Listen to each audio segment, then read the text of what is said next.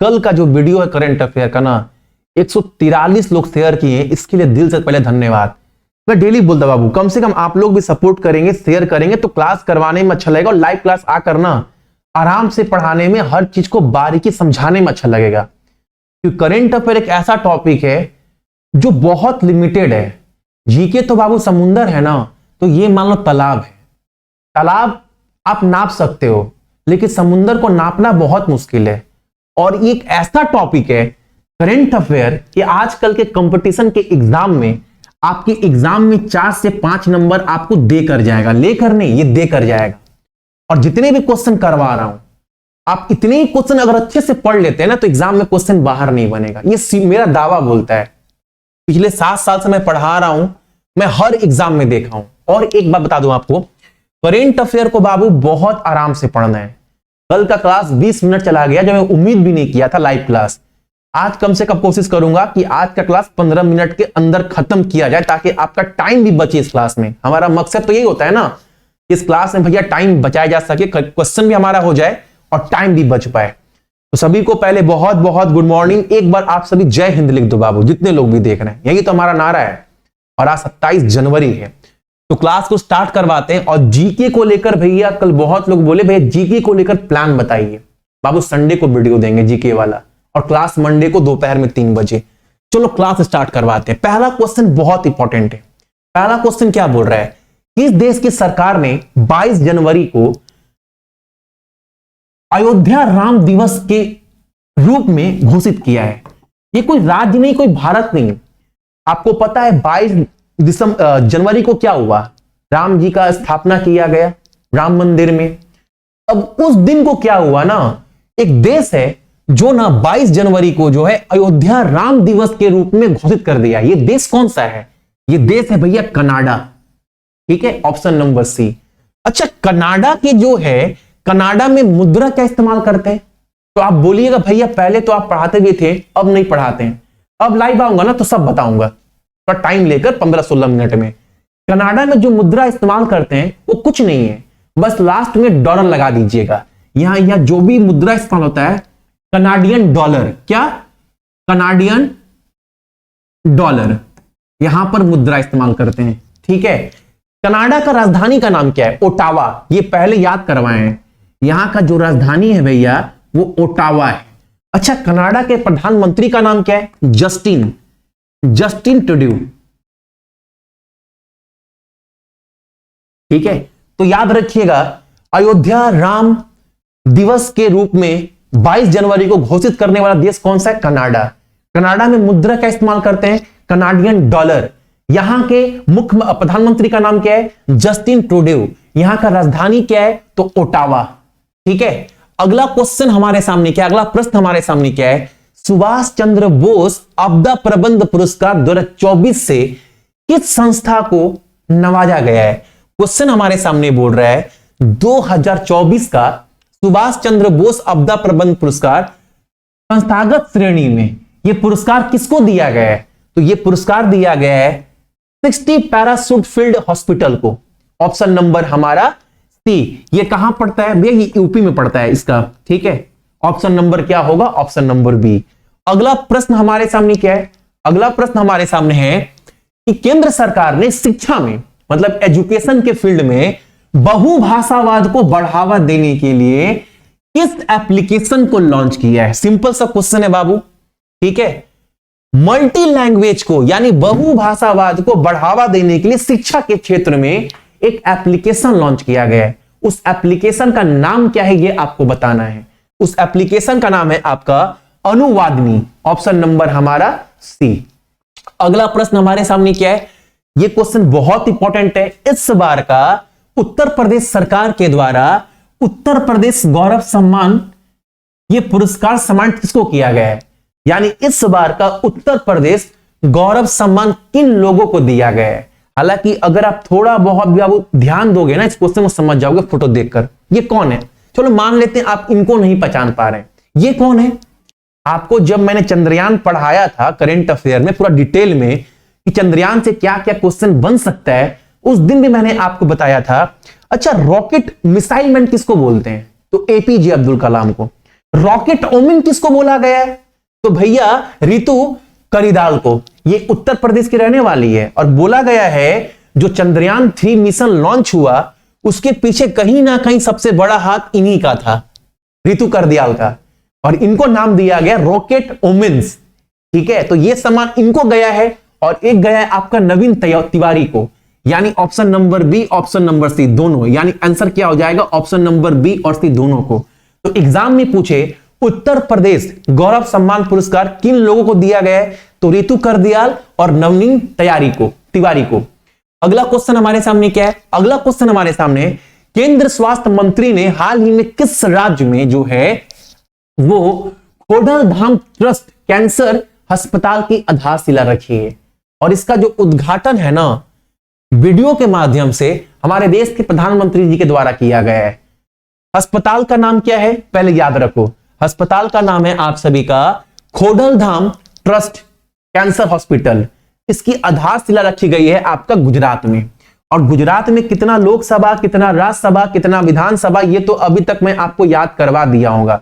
आगे मैं पूरा लिस्ट दिखाऊंगा, लेकिन उसके पहले सुनना भैया, गुजरात के साथ साथ ना आप 3 राज्य और याद करवाएं। हम बोलेंगे ऐसा क्या? हाँ भैया एकदम क्या क्या?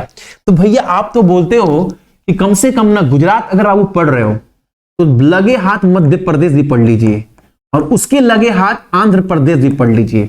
लोकसभा, राज्यसभा, विधानसभा। अगर बोला जाए लोकसभा सीट कितना है गुजरात में तो आप, अच्छा मध्य प्रदेश में कितना है? तो 29, यहां पर 26, यहां पर 25। ठीक है, राज्यसभा सीट कितना है गुजरात में? तो तीनों जगह भैया 11 11 11 है। यहां पर 182 विधानसभा सीट है, यहां पर 175 विधानसभा सीट है और यहां पर 230 विधानसभा सीट है। तो ये आप कम से कम बाबू याद कर सकते हो जितने लोग भी देख रहे हैं। देखो गुजरात में लोकसभा सीट कितना है? 26 अभी बताएं। 11 राज्यसभा, 182 विधानसभा सीट है। सुनीता अग्रवाल यहां की मुख्य न्यायाधीश है। आचार्य देवव्रत बहुत दिन से राज्यपाल के पद पर है। ठीक है, मुख्यमंत्री पता ही है, 33 जिला पड़ता है आपका गुजरात में।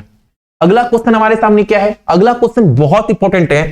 केंद्र मंत्री हरदीप सिंह पुरी जी ने हाल ही में किस शहर में अल्कोहल समझ रहे हैं ना? हाँ, वही अल्कोहल से जो है जेट ईंधन तैयार करने की पहली प्रायोगिक परियोजना का उद्घाटन किया है।